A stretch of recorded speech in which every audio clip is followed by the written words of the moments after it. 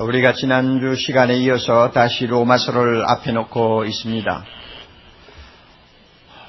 로마서는 역시 주제라고 할까요? 총 제목을 한마디로 요약한다면 1장 1절에 나오는 하나님의 복음이라는 말이 됩니다. 로마서의 총 제목이 뭐냐? 하나님의 복음이다.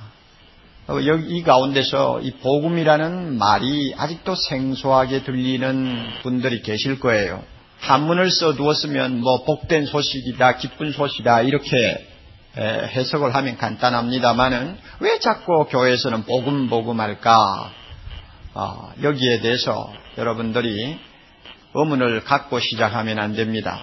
하나님이 우리를 위해서 주신 메시지는 전부 복음인데 특별히 우리를 구원하시기 위하여 보내신 예수 그리스도는 기쁜 소식 중의 소식입니다.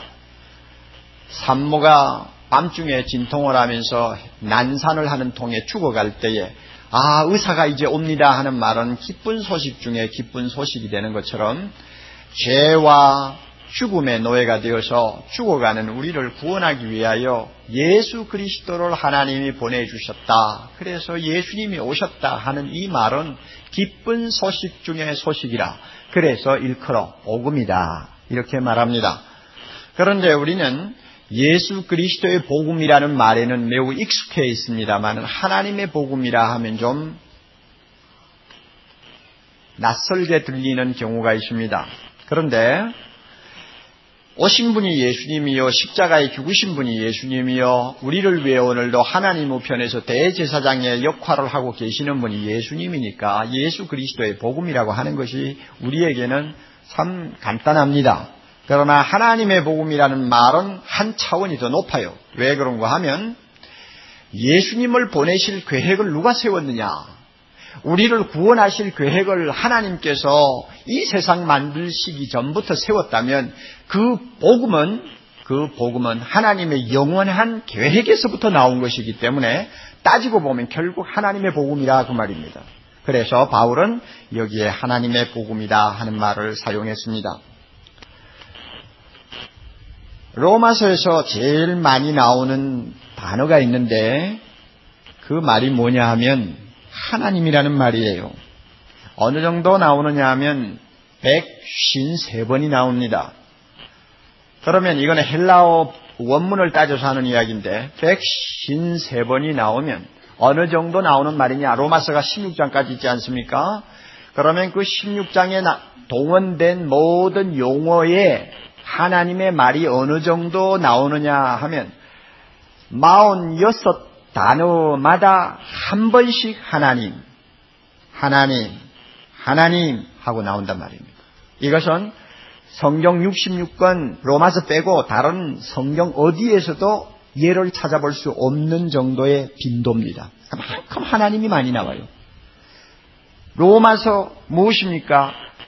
복음을 가장 풍부하게 가장 체계적으로 가르치고 있다는 로마서에 하나님이라는 이름이 그렇게 많이 자주 반복되는 이유는 우리를 구원하실 복음을 주실 계획은 하나님의 가슴에서부터 나왔다는 것을 우리에게 가르쳐주는 것입니다. 그래서 결국은 복음을 이해하면 이해할수록 우리의 마음은 하나님을 향하게 됩니다. 우리의 눈은 하나님을 향하여 열리게 됩니다. 우리의 입술은 하나님을 향해서 찬양을 드리게 됩니다. 바울도 예수 그리스도의 이 놀라운 축복의 복음을 다루면서 결국은 누구에게로 향했느냐? 하나님을 향했어요. 그래서 로마서 11장 33절 보면 깊도다 정말 심오하도다 하나님의 지혜와 지식의 부요함이요 그의 판단은 측량치 못할 것이며 그의 길은 찾지 못할 것이로다. 하나님의 그 마음을 아무리 헤아려도 끝이 없다 그 말입니다. 왜 나 같은 거 구원해 주셨는지, 왜 나 같은 것을 하나님 나라로 불러들이려고 죄 사해 주셨는지, 왜 나 같은 죄인을 위하여 자기 아들 예수 그리스도를 십자가에 죽게 하셨는지 아무리 그 복음을 연구하고 깊이 깨달아도 끝이 없다 그 말이에요. 그래서 하나님의 지혜와 지식에 부요함이요 하고 경배했어요. 그리고 로마서 마지막을 끝마무리하는 16장 27절에 가서도 지혜로우신 하나님께 예수 그리스도로 말미암아 영광이 세세 무궁토록 있을지어다 하고는 아멘 하고는 하나님께 영광을 돌렸어요. 그만큼 복음은 하나님의 가슴에서 나온 것입니다. 이래서 하나님의 복음이라고 그래요. 따라서 바울은 로마서를 통해서 이 하나님의 복음을 어떻게 하면 전할 수 있느냐 하는 뜨거운 열정을 가지고 기록하기 시작한 것이라는 것을 우리는 알아야 합니다. 그래서 1장 1절부터 7절까지 보면 17절까지 보면 복음이라는 단어가 7번이나 반복되어 나오는 것을 여러분이 주목할 필요가 있습니다. 그런데 오늘 우리가 특별히 관심을 갖는 구절이 하나 있어요. 15절을 우리 같이 봅니다. 15절. 그러므로 나는 할 수 있는 대로 로마에 있는 너희에게도 복음 전하기를 원하노라. 우리 같이 한번 읽어봐요. 그러므로 나는 할 수 있는 대로 로마에 있는 너희에게도 복음 전하기를 원하노라. 참 흥미스러운 사실을 우리가 여기서 놓치면 안 됩니다. 예수에 대해서 이야기하는 복음은 원래 안 믿는 사람에게 전하는 것 아닙니까? 그렇죠? 구원받아야 할 사람에게 복음 전한다고 그러죠. 그게 사실입니다. 불신자들을 위해서 그래요. 그리고 바울도 로마서 15장 20절에 보면 자기의 원칙이 있어요. 전도하는 원칙이 있는데 뭐라고 말했느냐 하면 내가 그리스도의 이름을 부르는 곳에는 복음을 전하지 않기로 힘썼다 그랬어요. 예수를 아는 사람, 예수를 믿는 사람들이 있는 곳에는 전도 안 하기로 했다 그 말입니다. 왜? 예수 알고 있는 사람에게 무슨 복음을 전할 것이냐. 그걸 보면 복음은 안 믿는 사람에게 전하는 것이 원칙입니다. 그런데 왜 15절에 보니 로마에 있는 교인들에게 복음 전하기를 바울이 그처럼 간절히 원했을까? 그럼 로마에 있는 교인들은 어떤 사람들인가? 7절 올라가서 봅니다. 6절 봅니다. 6절 보면 지난 시간에 우리가 검토한 것처럼 로마에 있는 성도들 너희도 누구의 것으로 부르심을 받았나요? 그리스도의 것으로, 그리스도의 종으로 부르심 받은 사람이니까 예수 믿고 이미 구원받은 자들이죠. 7절 봅니다. 로마에 있는 교인들이 어떤 사람입니까? 누구의 사랑을 입었어요? 하나님의 사랑을 입었단 말이요. 그리고 무라고 하는 별명이 있어요. 성도라고, 거룩한 사람이라고 하는 별명이 있어요. 그리고 8절을 봅니다. 얼마나 그들은 믿음이 좋았는지 8절 끝에 로마 교인들의 믿음이 너무 좋아가지고 온 사방에 소문이 났어요. 그 정도로 믿음이 있고 신앙생활 잘하는 교인을 보고 왜 갑자기 복음을 전하고 싶다고 이렇게 바울이 말하는가? 이건 참 희한한 이야기입니다. 예? 얼마나 바울이 로마 교인들에게 복음을 전하고 싶었는지 10절 보면 어떠하든지 하는 말이 나오죠. 어떠하든지 내가 너희들 좀 찾아가기를 원한다. 왜? 복음 전하려고. 그 다음에 11절에도 심히 너희 보기를 원한다. 너무너무 보고 싶다. 왜? 너희에게 복음 전하기를 원해서. 그리고 13절에도 내가 여러 번 너희에게 가고자 했다. 한 번 가려고 노력한 것이 아니라 그냥 기회만 있으면 로마 교회에 가서 복음 전하려고 애를 썼지만 길이 막혔다 그 말이에요. 그리고 15절에 가서도 할 수 있는 대로 조금이라도 틈이 있다면, 조금이라도 기회가 있다면, 조금이라도 방법이 있다면 나는 로마에 있는 너희 성도들에게 복음 전하기를 원한다 그랬습니다. 참 이상한 이야기입니다. 그래서 이 로마서를 연구하는 학자들이 바울이 왜 그렇게 로마에 있는 교인들한테 복음 전하려고 애를 썼을까 하는 난제를 놓고 연구를 하면서 각자 자기들의 의견을 개진하고 있는데 제가 헤어보니까 한 12가지 의견이 있어요. 12가지 학설이 있는데 예를 들면 그 가운데 이런 학설도 있습니다. 왜 로마 교회에 복음 전하기를 원했는가? 예방적인 의도에서 그랬다. 예방적인 의도. 무슨 뜻인가 하면 로마 교인들이 지금은 복음을 받아서 참 은혜 안에 바로 살아가고 있지만 언젠가 모르게 초대교회 모든 교회가 순환을 당한 것처럼 이단이 들어와가지고 잘못된 복음을 전하고 다른 복음을 전해가지고 로마에 있는 성도들이 병들어버릴 위험이 있다. 그러므로 다시 한번 복음을 전해서 그들로 하여금 병들지 않게 하고 복음에서 떠나지 않도록 하기 위해서다. 예방하기 위해서다. 이래서 복음 전하려고 했다 하는 견해가 있어요. 참 좋은 견해입니다. 또 하나 좋은 견해가 있습니다. 유언적인 의도에서 복음 전하려고 했다 하는 말을 합니다. 유언이라는 것은 죽는 사람이 마지막으로 하는 말 아닙니까? 바울은 이 로마서를 기록한 다음에 예루살렘을 가기로 작정하고 있습니다. 그런데 우리가 사도행전을 통해서 아는 바와 같이 그때 바울은 예루살렘을 간다는 것은 사지로 끌려가는 것이나 마찬가지입니다. 죽으러 가는 거예요. 많은 사람이 가지 못하게 막았어요. 성령이 거기에 가면 결박당하고 죽음을 당할지 모른다고 가르쳐 주었어요. 죽음의 길이에요. 그러므로 내가 예루살렘에 가면 죽을지 모르니까 로마는 평생 다시 보지 못할 것이고 로마 교인들에게 복음을 전할 기회가 없어질지 모르니까 이 로마서를 기록해가지고라도 보내서 그들에게 복음을 전하자. 유언하는 사람의 심정으로 이 로마서를 기록했다는 것입니다. 참 좋은 견해예요.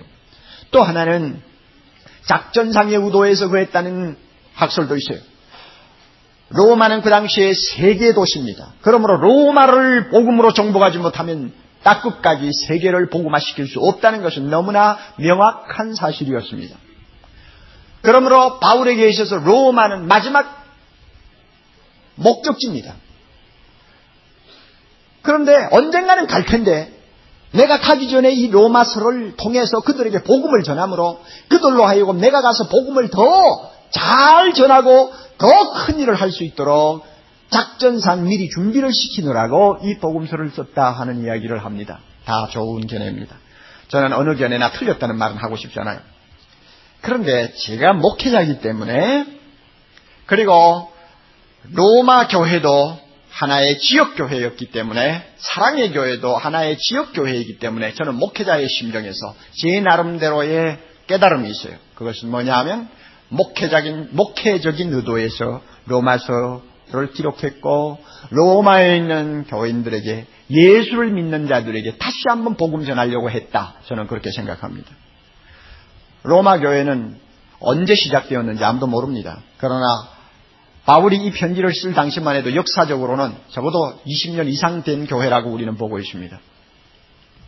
그러므로 벌써 로마 교회 안에서는 첫 믿음의 순수성과 열정을 잃어버린 사람들이 꽤 많아가지고 로마서 13장 13절 이하에 보면 아주 바울이 엄격하게 경고하는 말씀이 나옵니다. 낮에와 같이 단정히 행하라. 방탕하지 말고 술 취하지 말고 음란하지 말고 호색하지 말고 쟁투하고 시기하지 말고 오직 주 예수 그리스도를 옷 입어라. 이거 얼마나 무서운 충고입니까?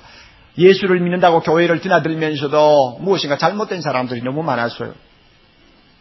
그래서 그들에게 복음을 다시 전해야 되겠다고 하는 바울의 심정이 있었던 것입니다.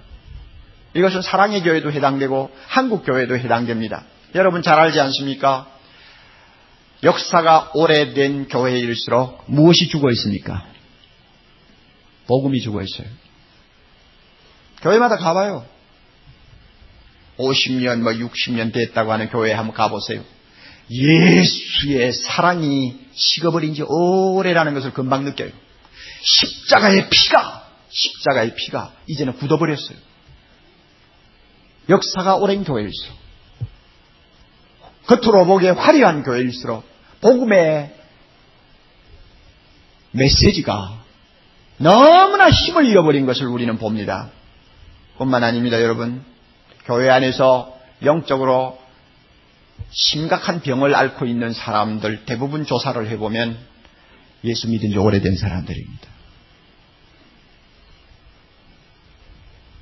죄송합니다마는 교회 안에서 왜 저렇게 영적으로 흐리멍덩할까, 왜 저렇게 답답할까 하는 사람들 뒷조사를 해보면 공통점이 하나 있는데 따라하십시오. 예수를 오래 믿었다. 틀림없어요. 그래서 우리가 한마디로 이렇게 말할 수 있어요. 복음, 예수 그리스도를 필요로 하는 사람은 교회 밖에만 있는 것이 아니라 진짜 필요한 사람은 교회 안에 있어요.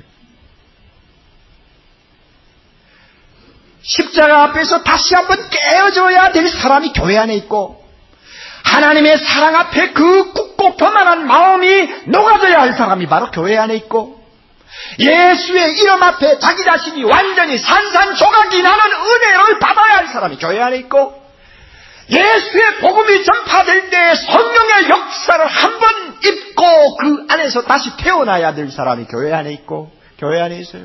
로마 교회 안에 있어요. 사랑의 교회 안에 있어요. 교회를 다녀도요, 복음에 무식한 사람들이 있습니다. 여기에 처음 예수 믿으신 분들은 용서하세요. 여러분이 처음 믿으셨기 때문에 어쩔 수가 없습니다. 그런데 제가 말씀드리는 것은 오래 예수를 믿는 사람 중에서도 십자가에 대해서도 무식하고, 예수 그리스도의 그 공로에 대해서도 무식하고, 영생을 얻는 문제에 대해서도 무식하고, 뭔가 무식한 사람이 많아요. 이 사람 복음을 들어야 될 사람들입니다. 여러분, 교회 안에 오래 다니는 분들 중에서 중생받지 못한 사람이 얼마나 많은지 압니까? 다시 말하면 하나님의 자녀로 완전히 새 사람 되지 못한 사람이 너무 많아요. 빌리그레암 목사님의 말을 꼭 굳이 빌릴 필요가 없겠지만은, 그분은 지금 교회 다니는 사람들 중에 95% 이상이 중생받지 못한 엉터리 신자라고 그랬어요. 만약 그 말을 우리가 참말로 받아들인다면 이거 심각한 문제 아니에요. 그 사람에게 필요한 건 뭐냐? 예수 그리스도의 복음이에요. 하나님이 주시는 복음 듣고 변화되고 태어나야 돼요. 교회 안에 보세요. 복음에 대해서 이상하게 거부 반응을 일으키는 사람들이 많아요. 예수님이 처녀의 몸에서 태어났다 이러면 금방 좋던 얼굴이 막 굳어져 버려요. 죽은 지 3일 만에 살아나셨다 하면은 금방 눈을 뜨고 설교자를 자세히 보던 사람이 눈 딱 감아버린다. 이 거부 반응이 있어요. 이런 분들이 교회 안에 있다고 말이에요. 이런 사람들이 복음을 다시 들어야 될 사람들이요. 복음에 대해서 의심을 하는 사람들이 얼마나 많습니까? 복음에 대해서 곡해를 하고 있는 사람이 얼마나 많습니까? 더욱이 문제가 되는 것 있어요. 복음 이야기만 하면 이상한 교만기가 있는 사람이 있어요. 교만기가 있는 사람. 그 사람들은 속으로 다 안다 하는 거예요. 다 안다. 십자가 설교만 하면 다 안다. 죄 용서 받아야 된다는 이야기만 하면 다 안다. 그리고는 마음을 딱 닫고는 자기 생각에 빠져버려요. 이 사람 참 문제입니다. 문제. 이런 분들이 교회 안에 있기 때문에 복음은 필요한 거예요. 복음에 대해서 불감증이 걸려있는 사람도 있어요. 이런 사람들은 어떤 반응을 일으키느냐 하면 또 그 말 하는구나. 또 그 소리 하는구나. 저 언제 했던 설교인데. 이런 식이라고요. 여러분 싱글싱글 웃으시네 아주 그냥. 좋아서 웃으시죠? 참 그 좋은 웃음입니다. 왜냐하면 내가 그 사람입니다 하는 것을 표하는 것이니까 참 솔직하고 은혜 받은 웃음이에요. 안 웃는 분들, 심각하신 분들.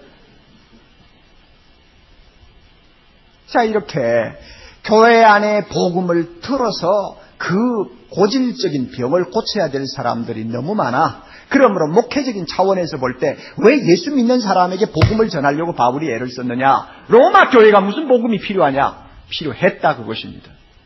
오늘 우리에게도 필요합니다. 나 자신에게도 필요합니다. 그러므로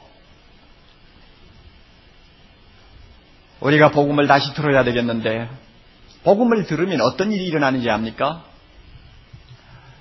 로마서 1장에서 우리가 검토할 수 있는 그 특효가 있는데, 그것은 3가지인데 오늘 한 가지만 말씀드리겠어요.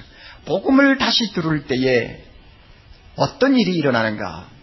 구원의 감격을 회복하고 지속할 수 있게 됩니다. 중요한 말입니다. 구원의 감격을 회복하고 지속할 수 있다.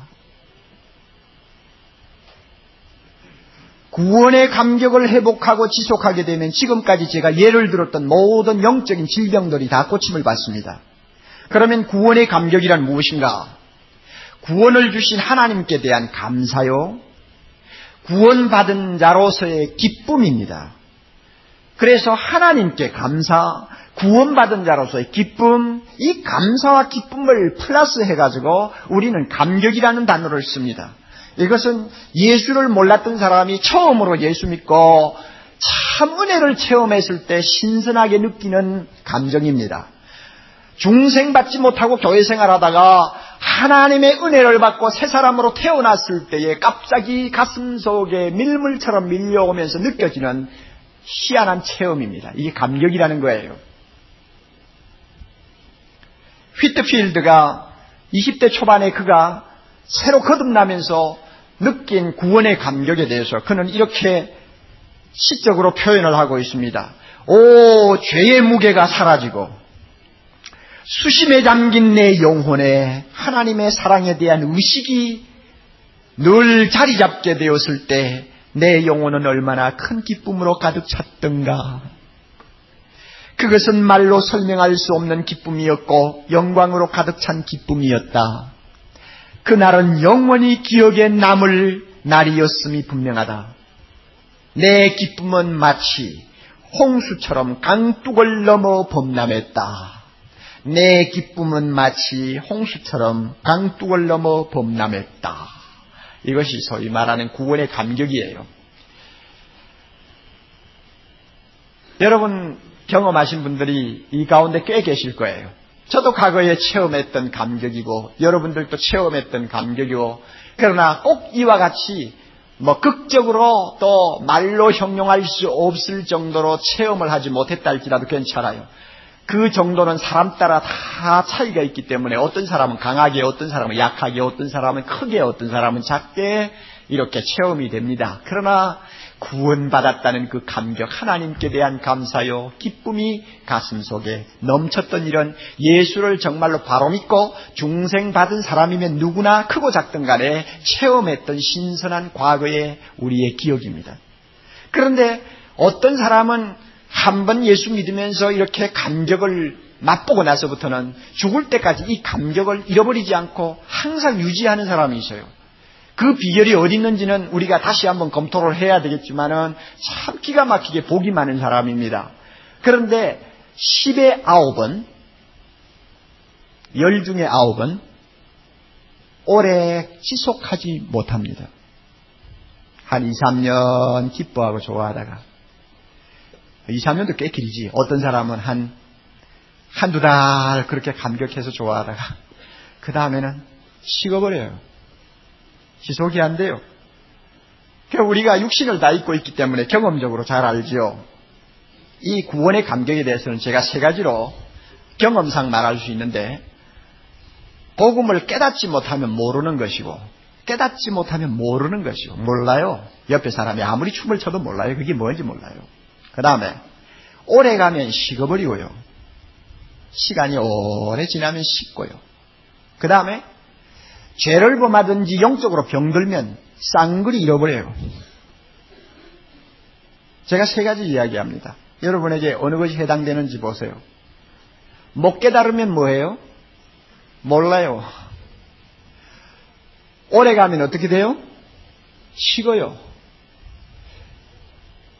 범죄하고 병들면 어떻게 돼요? 깡그리 잃어버려요. 이게 구원의 감격이라는 거예요. 그런데 복음을 진지하게 반복해서 들으면 이와 같은 병폐를 우리가 예방할 수가 있습니다.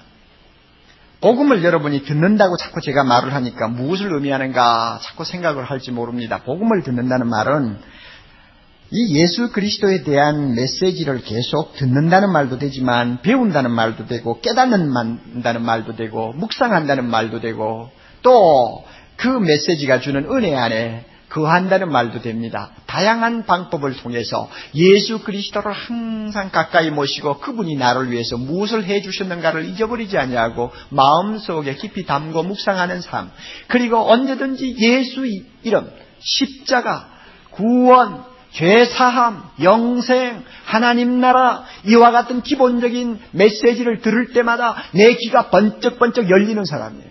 이런 사람을 일컬어서 복음을 다시 듣는다고 말합니다. 여러분은 어떤 처지에 있는지 다시 한번 잘 기억하십시오. 예수를 믿는 사람에게 복음이 얼마나 필요한가? 믿음이 좋다고 소문난 로마 교회, 믿음이 좋다고 소문난 사랑의 교회에 복음이 얼마나 필요한가? 이것을 바울은 다시 단적으로 또 한 번 설명합니다.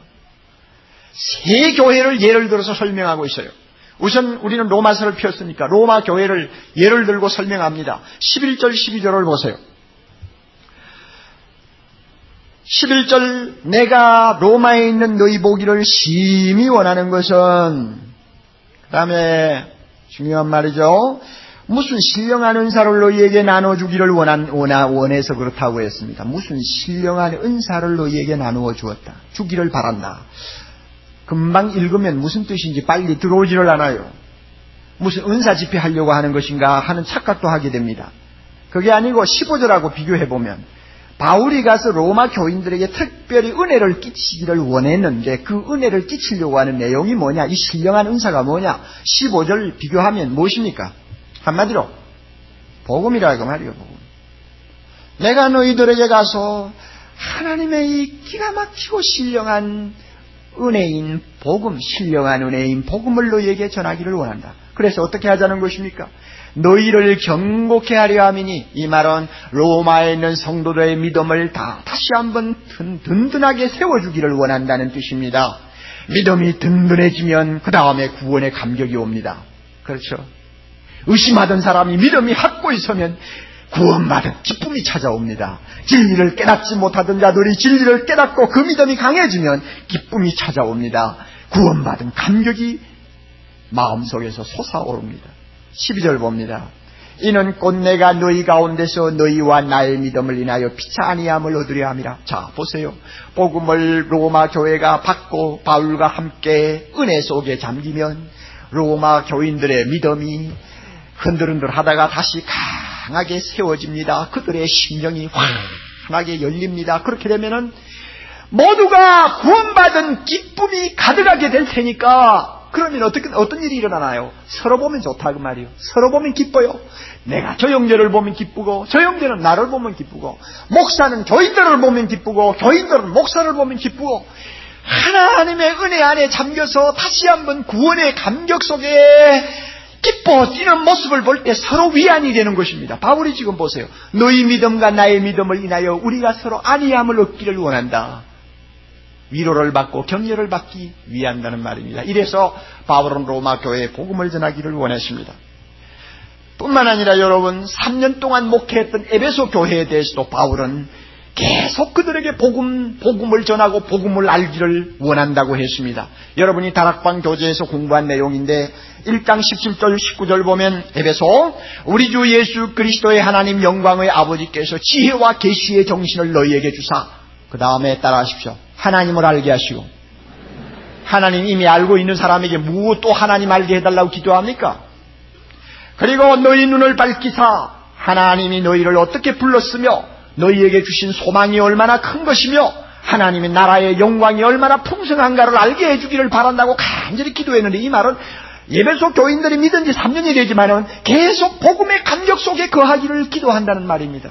복음을 들어라, 복음을 묵상하라, 복음 속에 잠겨서 예수 그리스도를 마음속에 모시고 살아라. 하나님이 너를 얼마나 사랑하는가를 한 수도 잊지 말아라. 그러면 너희가 이 세상에서 승리할 수 있을 것이다. 너희 눈이 밝아져서 날마다 예수 다시 보기를 바란다. 너의 마음 눈이 밝아져서 날마다 십자가를 바라보고 가까이 다가가기를 바란다. 복음을 듣고 복음 속에서 구원의 감격을 잃지 않는 하나님의 자녀 되기를 바란다는 기도입니다. 3년 동안 예수 믿은 사람들에게 이게 필요했다는 이야기입니다. 1년 반 동안 바울이 목회했던 고린도 교회에 대해서도 바울은 같은 말을 하고 있어요. 고린도전서 2장 2절, 내가 너희 중에서 예수 그리스도와 그의 십자가에 못 박히신 것 외에는 아무것도 알지 아니하기로 작정하였습니다. 1년 반 동안 있으면서 바울이 한 이야기는 예수, 십자가, 부활, 그 이상 다른 이야기 안 했다는 이야기입니다. 왜? 비록 예수를 믿었지만은 복음이 계속 필요했기 때문입니다. 오늘 이 자리에 앉아있는 사랑하는 형제자매 가운데서 많은 분들이 복음으로 다시 태어나야 할 위치에 있다고 저는 생각합니다. 다 안다고 하는 마귀의 생각을 뿌리치십시오. 또 그 말 한다고 하는 마귀의 음성을 뿌리치십시오. 여러분은 이미 감격이 식어 있는 사람들입니다. 죄를 범해서 송두리째 잊어버렸는지, 예수 믿은 역사가 너무 깊어서 오랜 전통 때문에 다 식어버렸는지 모르지만은 우리 모두에게는 복음의 감격, 구원의 감격을 회복해야 될 절실한 필요성을 우리는 느낍니다. 여러분, 예배만 보고 그냥 가실래요? 이 무더운 날 와서 예배만 보고 그냥 나가실래요?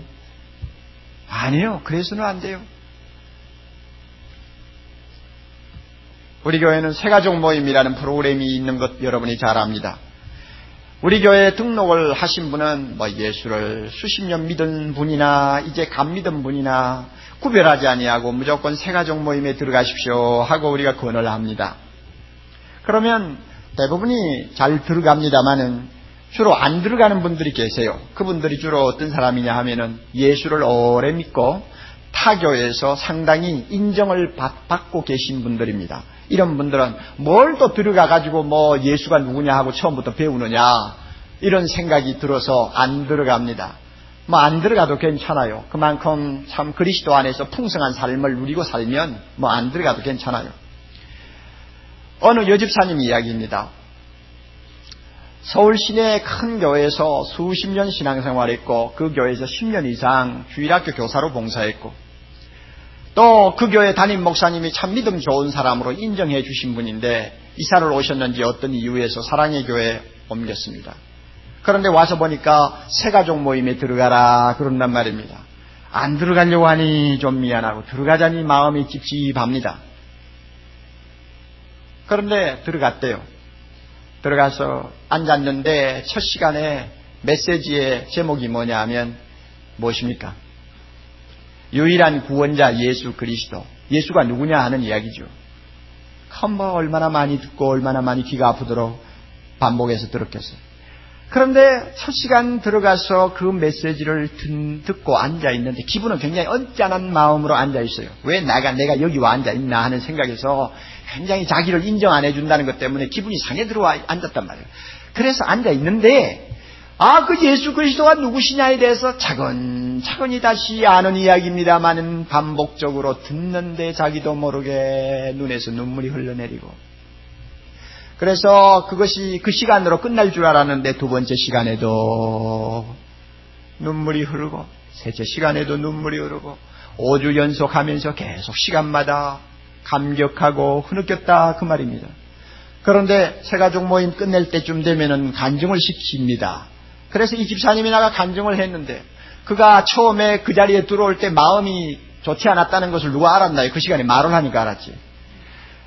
사실 나같이 오래 예수 믿고 교회에서 인정받았던 사람을 새가족 모임에 들어가라고 할 때는 굉장히 자존심이 상했습니다 하고 자기가 고백했어요. 상할 수 있죠.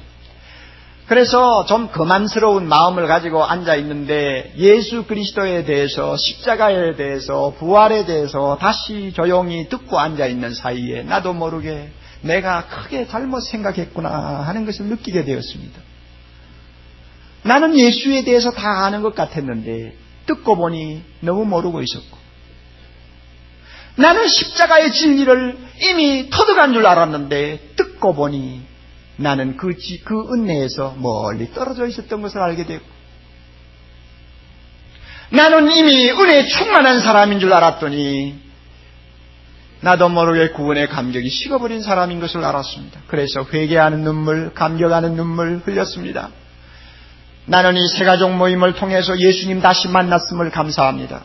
내가 다시 중생받았음을 감사합니다.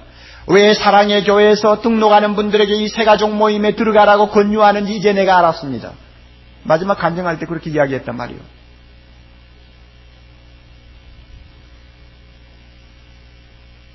로마 교회가 복음을 다시 들어야 했던 것처럼 사랑의 교회도 복음을 다시 들어야 합니다.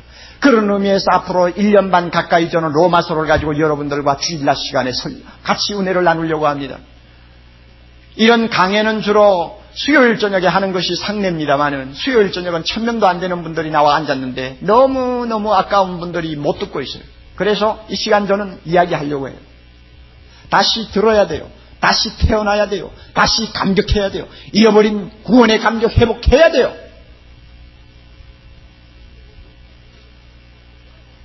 그래서 15절 다시 보십시오. 주님이 오늘 이 자리에 계신 여러분들에게, 우리 모두에게 말씀합니다. 그러므로 주님이 말씀합니다. 나는 할 수 있는 대로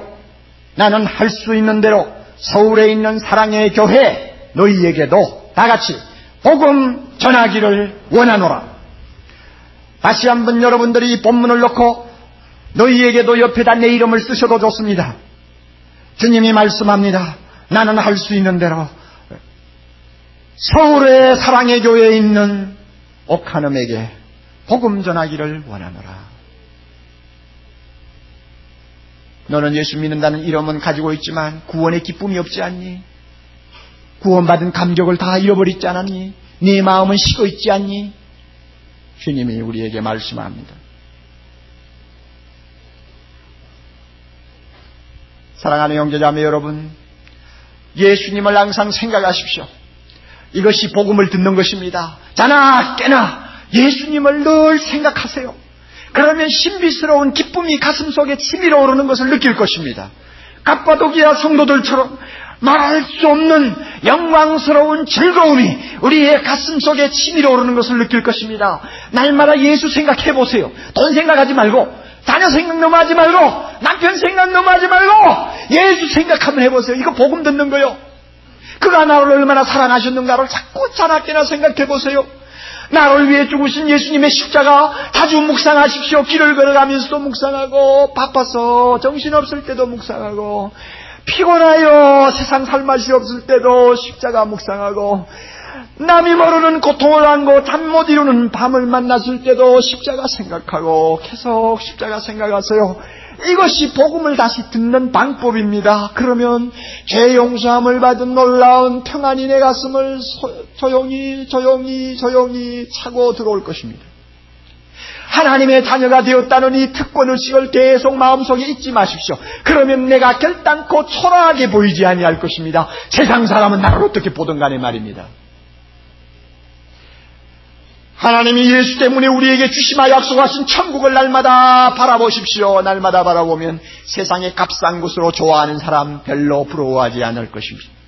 내 마음속에 말로 표현할 수 없는 소망이 계속해서 꼽힐 것입니다. 이게 복음 듣는 것입니다. 이게 복음 듣는 거예요. 그래서 이렇게 복음을 듣고 구원의 감격을 안고 살기를 좋아하는 사람은 입버릇처럼 하는 말이 있어요. 돌아가면서 여러분들이 마음속에 기억하고 돌아가시면 좋습니다. 바로 그런 사람이 되어야 하기 때문에 그렇습니다. 예수보다 더 좋은 것 없고, 예수보다 더 좋은 것 없고, 이거 함부로 하는 말이 아니에요. 할 수 있는 사람만이 하는 거예요. 예수보다 더 좋은 것 없고, 구원받은 것보다 더 기쁜 것 없다. 이 말 한마디에 구원의 감격이 다 들어있어요. 예수보다 더 좋은 것 없고, 구원받은 것보다 더 기쁜 것 없다. 따라 하실래요? 예수보다 더 좋은 것 없고, 구원받은 것보다 더 기쁜 것 없다.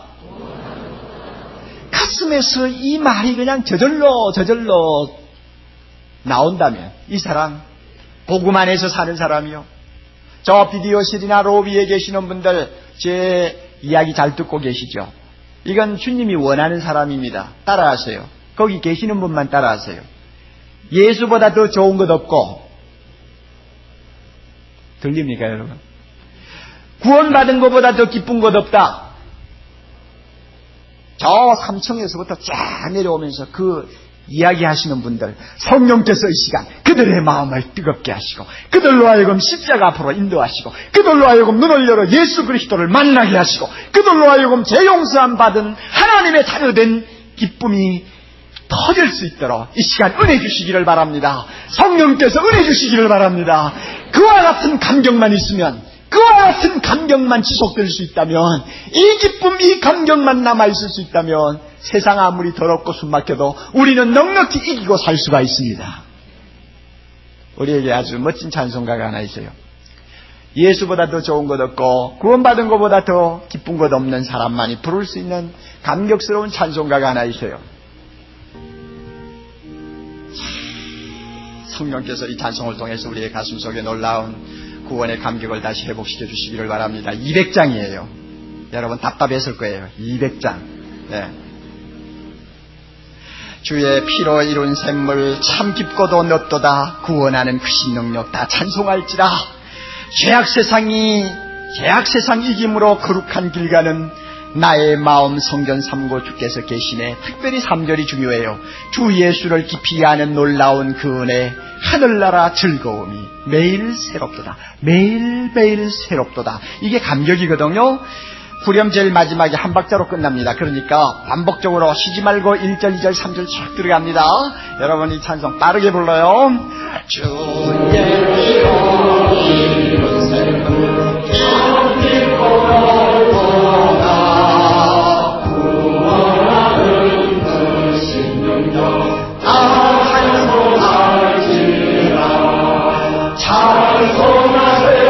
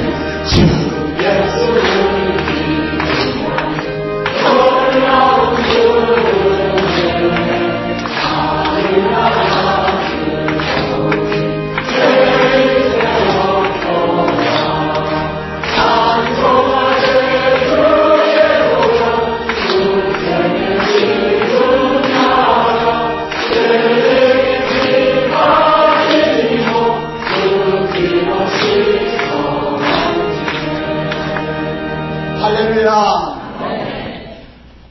여러분 찬송 불러보면 내 자신의 마음의 감격의 수위를 측정할 수 있어요. 수위가 낮아진 사람, 아예 말라버린 사람.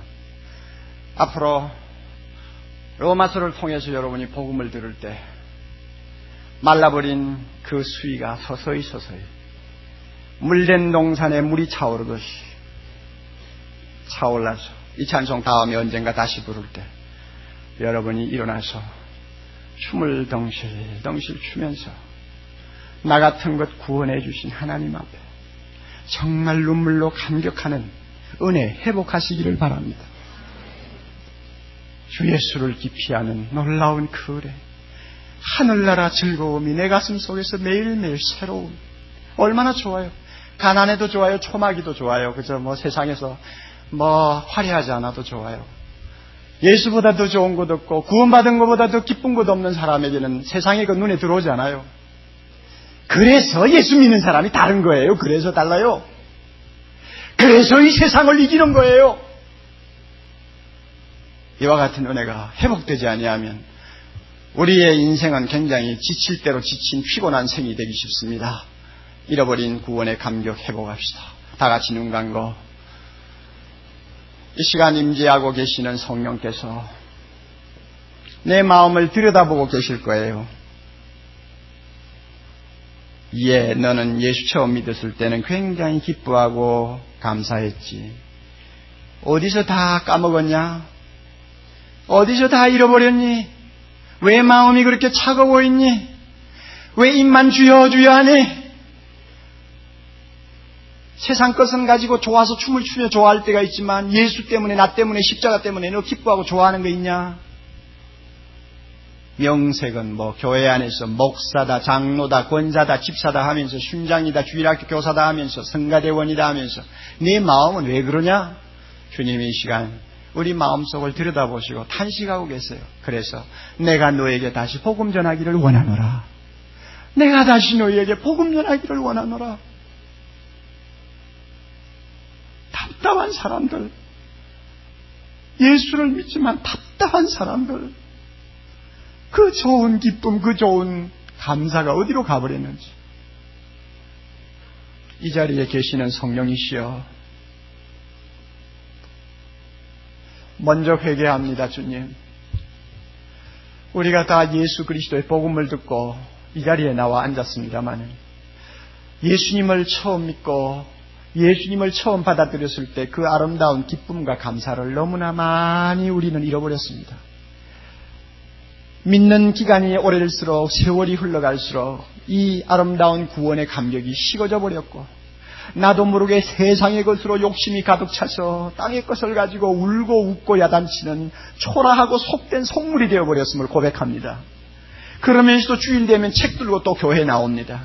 교회 와서 예배 보고 나가면 또 모든 것 다 잊어버리고 세상 사람과 똑같은 생활을 하면서, 세상 사람이 좋아하는 거 나도 좋아하고 세상 사람이 싫어하는 거 나도 싫어하고, 그들과 함께 울고 그들과 함께 웃으면서 도무지 구별이 되지 아니하는 생활하는 초라한 나의 모습을 주님이 보시고 얼마나 주여 이 시간 탄식하고 계시겠나이까. 주님, 회개합니다. 우리의 죄를 용서하여 주옵소서.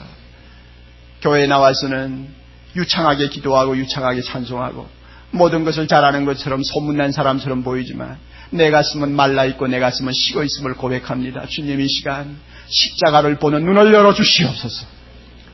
나를 사랑하사 나를 위하여 십자가에 죽으신 주님을 바라보는 눈을 열어주시옵소서. 자나 깨나 이 예수 이상 좋은 것 없고, 자나 깨나 내가 구원받은 것 이상 감사할 것이 없는, 참 주님 앞에 그 감격 가지고 이 더럽고 험한 세상 이기고 승리하며 살 수 있는 귀한 하나님의 자녀 백성 되게 해 주시옵소서.